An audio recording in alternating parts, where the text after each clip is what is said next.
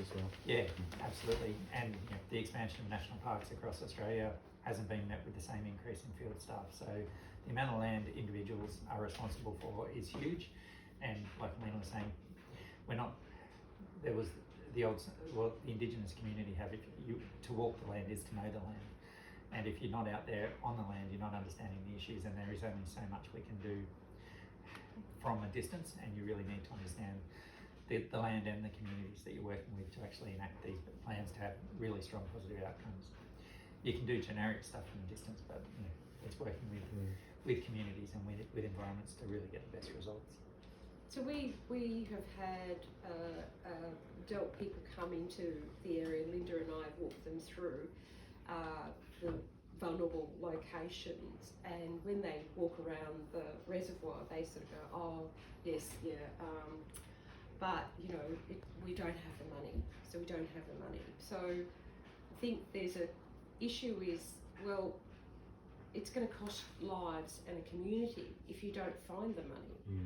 So this is where you really need to, it's getting their thoughts around what the impact will be, and the broader impact to industry, to tourism, to other things in the area. So and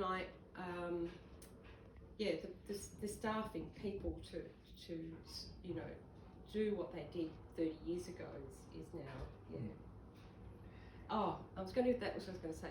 In the documentary, there's a couple of people say that we should give back the land to our Indigenous Aboriginal people, because they knew what they were doing. They were on country, on land. So the question is that a viable option? Is that something that we should be considering their science rather than our own? Greg in the interview also says, look, there's got to be other solutions. So back burning shouldn't be the only solution to managing our risk, basically.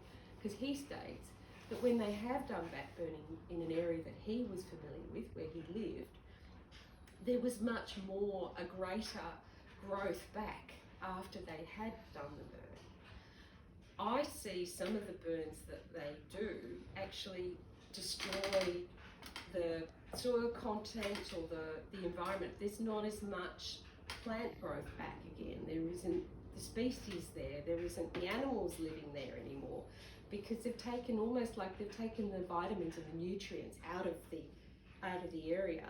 So rather than keeping it a natural bush and letting it grow and flourish, they've stunted it. And you sort of see there's probably a mix between soil conditions and things like that will make an area more vibrant and bigger eucalypts and more smaller eucalypts. But I think that has an impact as well. But I'm not a scientist and I'm not a bushfire management person. This is just, as a community person, this is what I see.